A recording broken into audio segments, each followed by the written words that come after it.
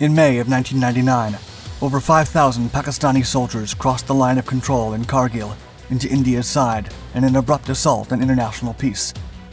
India responded by mobilizing 200,000 troops, but the sky-reaching mountain summits only allowed 30,000 men to reach the battlefront. However, this was not the same Indian Army the Pakistanis had encountered years before. In a formidable joint arms operation, the Indian ground troops were supported by an empowered air force. Despite most of their aircraft being grounded due to lousy weather and unable to operate at such daunting altitudes, one fighter rose to the challenge: the Mirage 2000. The small but impressively potent French aircraft climbed over the peaks of the Kashmir mountains, delivering a devastating series of precision strikes that flushed the Pakistani forces out of Indian territory. Overwhelmed by superior firepower and international diplomatic pressure, Pakistan ultimately retreated. The world sighed in relief as the two nuclear-armed powers stopped fighting. Even so, the formidable Mirage 2000 left a lasting impression, showing the world that sometimes the most monumental changes can come from the smallest packages.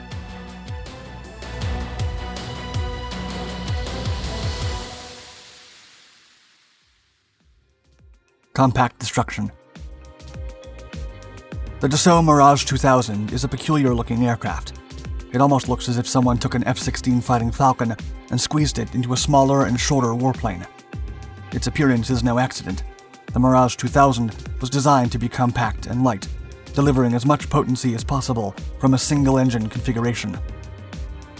It all began with France's quest to make the avion de combat futur, or future combat aircraft. Such was the name given to an ambitious government-funded program to produce a new generation of multi-role fighting jets. At the time, the Dassault Corporation was developing two significant projects: the Super Mirage G8A and the Mirage 2000. The G8A was a two-engine powerhouse designed to earn the future combat aircraft contract, while the 2000 was a modest single-engine aircraft that did not meet the plan's requirements. In mid-1970, Dassault suffered a considerable setback. The American F-16 was just starting to be sold internationally, and it was not only technically superior to the Super Mirage G8A, but also less expensive, which rendered the two-engine Mirage worthless. Several European nations began competing against each other to see which could get the precious fighting Falcons first. With no domestic aircraft design in sight and a limited supply of available F-16s, France decided to pursue Dassault's other venture, the Mirage 2000. The small delta-wing, single-engine, one-seat fighter design was a return to previous generation design philosophies, but it was designed with numerous features to make the most out of its layout and configuration. Above all, its size and single-engine configuration made it a relatively cheap platform that could work wonders to fill the interceptor and ground attack gap the French Air Force was experiencing. In 1976, the French Air Force ordered 200 Mirage 2000s, the first of which was to be delivered 6 years later. Delta Wing issue. In the late 70s, new fighter designs were moving away from delta wing configurations. Although the massive triangular wing design was fitting for straight supersonic cruises, it was significantly deficient for high-speed turns, and the performance during takeoffs and landings was abysmal. Dassault went for a delta wing design despite its well-documented drawbacks to keep the new Mirage 2000 as fast and powerful as possible, especially for interception operations. They knew the large and sturdy planform not only provided an aircraft with the best supersonic performance, but also allowed for excellent wing area and internal storage space, allowing it to remain compact. The incredible internal volume the 2000's Delta configuration can provide is best exemplified by the Mirage 2000B two-seater design iteration. While other fighters, such as the F-18D and F-16D, lost up to 800 liters of fuel capacity when converted into a two-seat aircraft, the 2000 only lost 80 liters, as most of its fuel storage is located on its voluminous wings. But if Dassault wanted to build a true fourth-generation fighter, they needed to eliminate or at least significantly reduce the inherent drawbacks that delta wings brought to the table, especially the low sustained turn rate. To address the issue, the Mirage 2000 was equipped with 2 state-of-the-art systems that promised to virtually erase the setbacks the Delta Wing posed to the aircraft. Fly-by-wire and relaxed technology automatically compensated for the natural instability of the Delta design under certain conditions. Using gyroscopes, accelerometers, and computers, the aircraft could remain stable even during the most intense maneuvers without requiring direct pilot input, which resulted in fewer instability issues. Additionally, Dassault located the aircraft's center of gravity behind its center of lift, resulting in the nose tending to pitch upwards at all times. The feature diverged from conventional aviation philosophy at the time, but it helped the Mirage circumvent many of the issues that would otherwise stem from its delta wing design. Finally, the wings were also equipped with leading-edge flaps, designed to move downward to generate more lift in specific scenarios. The leading-edge flaps are controlled by the analog flight control system and provide the pilot with substantially superior maneuverability when it is needed the most, like in dogfights and diving maneuvers. Winged rocket. With many of the issues stemming from the Delta Wing resolved, the team at Dassault could now focus on squeezing the utmost performance out of their tiny new fighter. As such, the Mirage 2000 was fitted with a powerful Snecma M53 afterburning turbofan engine, specially designed for the French warplane. In contrast to British and American engines, the M53 is both lighter and more straightforward in design. Moreover, it can deliver 20,000 pounds force of thrust with an afterburner, making the Mirage a small but potent machine, more than apt to engage in interceptor operations. Due to its size, cylindrical hull, and large exhaust nozzle, the Mirage 2000 looks like a rocket with wings attached. It even performed like one as testing started, reaching an impressive Mach 2.2 supersonic speed, making it capable of catching up to even the fastest Soviet fighter, like the MiG-21.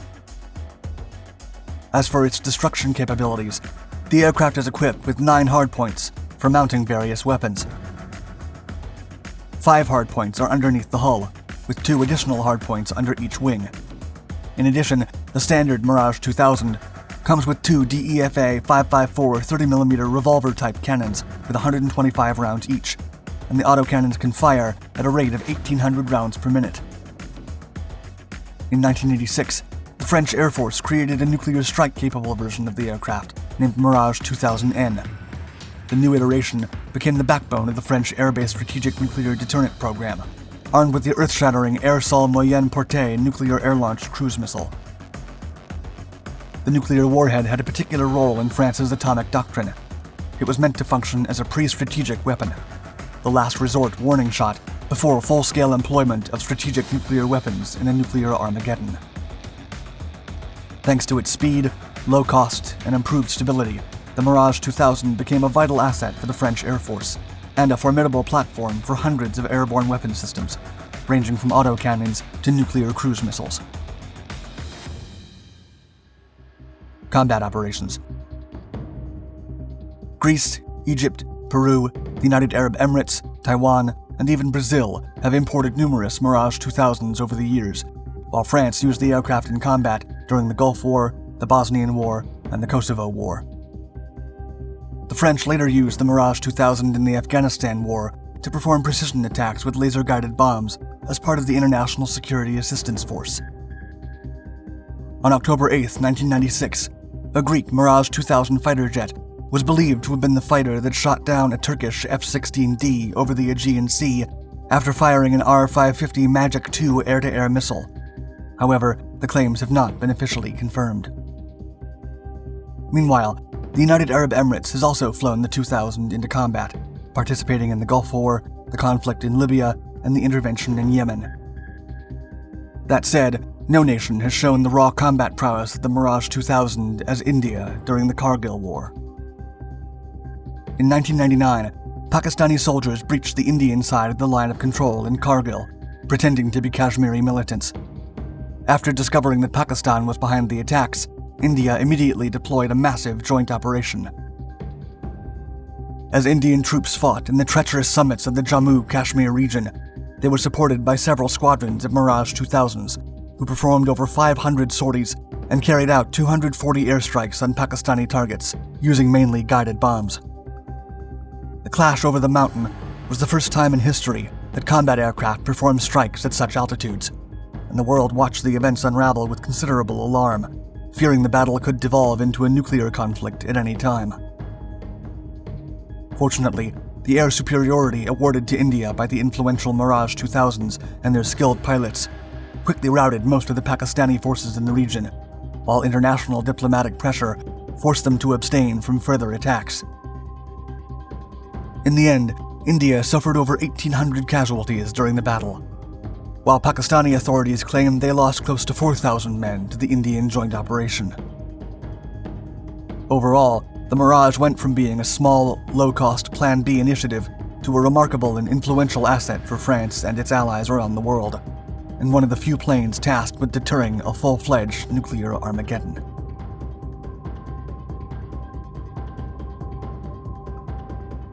Thank you for watching Dark Skies.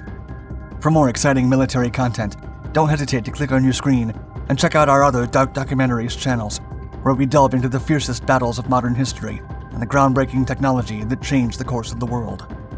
Stay tuned.